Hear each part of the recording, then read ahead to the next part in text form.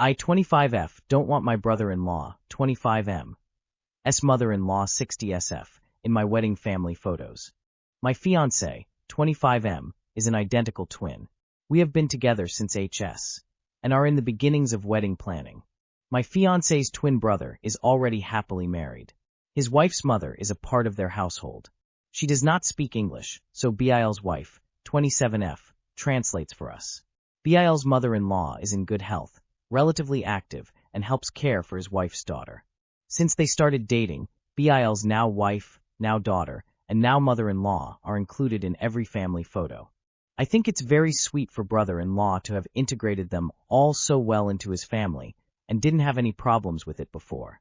I have a good relationship with my sister-in-law and my niece. We vacation together, and I will help watch my niece whenever we're all together. My discomfort with Emil's inclusion started only recently when she was not only included, but centered in the wedding family photos of a different sibling, groom. Maybe it's my own wedding planning that made me more uncomfortable, but I didn't think it was right for sister-in-law to assist mother-in-law into the family photos, specifically as centered to the bride and groom that mother-in-law and sister-in-law held no direct relation to. In the joint family photo, mother-in-law stood centered again but next to the bride's parents, having the actual siblings of the bride positioned more outwards of the photo. For my own wedding, I want to know if it's a bridezilla move to have fiancé ask that BIL's mother-in-law is not included in our wedding photos. She will be invited to the wedding ceremony/reception as a guest, but explicitly asked not to be included in the family photos scheduled before the ceremony. Everything will be at one venue, so I'd like to keep her comfortably in the air-conditioned reception hall while we take our photos outside. Especially because they are twins, I'd want to have one celebration that is uniquely my fiancé and I, which honors Maya and his parents and their children and grandchildren only. I genuinely like SIL, but I don't have any relationship with her mother to want her in my wedding photos. Every family photo includes her though, so I feel weird about pushing against the status quo. How do I navigate the conversation to exclude BIL's MIL? It feels so obvious, but obviously it's happened LOL. Added context. Fiancé's family, including parents, 7 siblings and 6 nieces/nephews, is a total of 22 people. My family is 6 people. You and future husband can speak to brother-in-law privately and give him a heads up. Inform the photographer so they can graciously inform everyone that they're doing immediate family only and guests will be photographed separately. Husband's brother in the photos, sure, he's probably a groomsman. Husband's brother's wife, sure if you are doing siblings and spouses in a pic. Husband's brother's wife's mother. How do you figure? Why is she being included in family photos of families she's not related to? That is really strange. She can sit with the other guests. My 29M girlfriend 27F doesn't want to work, and I don't know how to navigate this. My 29M girlfriend 27F and I have been together for almost 2 years now, and since we started seeing each other, she has changed jobs 5 times total, and twice she didn't have a new job lined up before quitting, and once she was let go. September last year she found a job in a clothing store that she liked/tolerated, but since then she had her hours at this store reduced from 40 hours per week to 20 hours per week, and I've told her that is not sustainable in the long run. So she either had to find something to fill the other 20 hours, or another job entirely that would be around the 40-hour mark.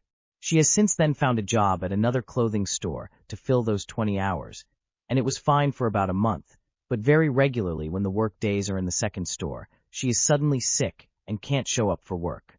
We lived together, and when we moved in together we got a more expensive apartment than one I had before because it's a little bit more spacey. And now that she doesn't work as much, we aren't able to put as much to the side as I'd like, and it really puts a dent in a plan to buy something of our own in 3-4 years. Send her back to her parents, she's not ready to be an adult. Run as fast and as far away as you can. Aw, look, you got yourself a little princess child. She won't change. They all start from that until she won't work at all. She'll get pregnant soon as well, so you'll never be able to kick her out. Good luck. Crossed fingers you got yourself a sugar baby. I, 24F, am very confused after discussion with husband, 23M.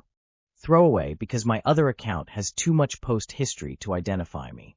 Hell, this post may be too specific if he sees this, but I need advice. I feel kind of lost right now and don't really have anyone to talk to about this. I, 24F, Have been with my husband, 23M, since I was 19. It was kind of a whirlwind romance. You know, young love and hormones. We were both weirdos, met on a video game, and at the time, we had so much in common. We now have a child together. I work and pay the bills, so he stays home and watches our toddler. Anyways, I came home from work today, and we did our usual routine. And then after, we were just chatting while I was folding laundry. He started talking about the most bizarre conspiracy theories. I've never heard of most of the things he was talking about, but it sounded so unbelievable. He talked about the pyramids not being built by humans, the Book of Enoch, Devil's Point/Tabletop Mountains, the presidents all having the same ancestor, with one not being directly related but closely related. Antarctica, Kai Cenat's dad being Diddy, Kailasa Temple, Area 51, the moon landing being fake. Yes, I have heard of this one. Michelle Obama being a man, I have heard this too. Holocaust gas chambers being sanitation rooms, vaccine hoax, heard. 9/11 being fake, Selena Gomez being body snatched, and JB posting subliminal messages about it. There is more, but I'm typing this quickly because I need to go play with my kid. He talked about these things with such a conviction. I was just mostly silent because I was stunned and didn't know what to say. Not to say that he's never talked about conspiracies, but nothing ever to this extent. He then was trying to convince me to watch a notoriously long anime, One Piece, because it parallels real life. Then transitioned into the Epstein files and MJ saving the children. Sure, we've talked about the possibility of alien life and the Bermuda Triangle, but the things he told me about, I've never really heard of or thought of. This conversation occurred over the span of maybe half an hour. And I'm just confused. I don't know if he's gone down this rabbit hole out of boredom because he's sitting at home all day, or if he's unwell. I also don't know if maybe I'm being too uptight, because I don't really believe in stuff like this. I say that because I am often told I'm too serious, or don't know how to take a joke. I guess I'm wondering if anyone has experienced this with a friend or a partner, and how you handled it. Because I'm stuck between wondering if I'm overthinking it, or wondering if this is something to be seriously concerned about. I would try to get him to see a therapist, but maybe convince him to go for a different reason. Getting him to improve his emotional intelligence will greatly benefit your child, regardless of what happens between you and him. Pay attention because the next step is convincing him that there are demons or aliens possessing people in plain sight. They walk among us. I had a neighbor who was a lot like this. He likely still is. It sounds like he is spiraling. As others have said, you should ask him to seek professional help. Good luck. My 22M relationship of 3 years with my girlfriend, 23F, is struggling because I don't feel in love with her as much anymore, and it's throwing me into crisis. As a disclaimer, my girlfriend and I have a pretty steady relationship, and we never argue, though we do have hard times, especially recently. We see each other almost every day, sometimes for several days in a row. There's a high chance that I have a avoidant attachment style. I know that love is a choice, not a feeling, but I miss that feeling so bad. The love dwindled for me about 2 years in, and have since been going on inertia and a sense of responsibility to keep my promises. I've been trying to find solutions or comfort, or honestly just direction at all online.